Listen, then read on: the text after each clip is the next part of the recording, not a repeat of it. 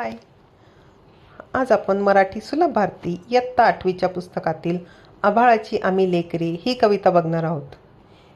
या कवितेत माणुसकीचे नाते जपणाऱ्या, जात धर्म पंथ यांचे भेदभाव न मानणाऱ्या आणि कष्ट करणाऱ्या कष्टकऱ्यांचे मनोगत सांगितले आहे. चला तर बघूया. आभाळाची आम्ही लेकरे, काळी माती आई, जात वेगळी नाही अम्मा, धर्म वेगळा नाही. पाऊस पाडणाऱ्या आभाळाची आम्ही बाळे आहोत. पिके देणारी ही काळी माती आमची आई आहे. आभाळ आमचा पिता आणि धरणी माता आमची माता आहे. आम्ही निसर्गाचे बाळे आहोत.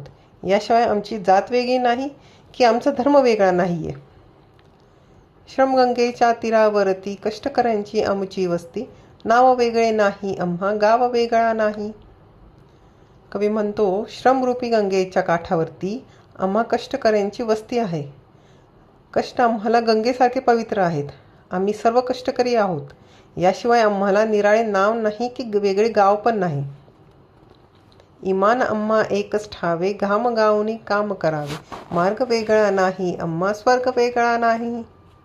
कवी म्हणतो, घाम गाळून अतोनात कष्ट करून काम करायची ही आमची एकच निष्ठा आहे. कष्ट करणे आमची इमान आहे. याशिवाय आम्हाला वेगळे कर्म नाही. यापेक्षा वेगळा आमचा मार्ग नाही. इमानाने कष्ट करून काम करणे हेच आमचे एकमेव कर्म आहे, एकमेव मार्ग आहे. माणुसकीचे अभंग नाते आम्हीच आमचे भाग्य विधाते, पंथ वेगळा नाही आम्हा, संथ वेगळा नाही.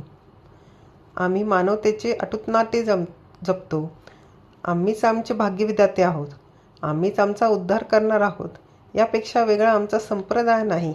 याशिवाय आमचा साधू पुरुष नाही. माणुसकी हाच आमचा पंथ आहे आणि संत आहे. कोटी कोटी हे बळकट बाहू, जगन्नाथ रथ ओढून नेऊ, आस वेगळी नाही आम्हा, ध्यास वेगळा नाही.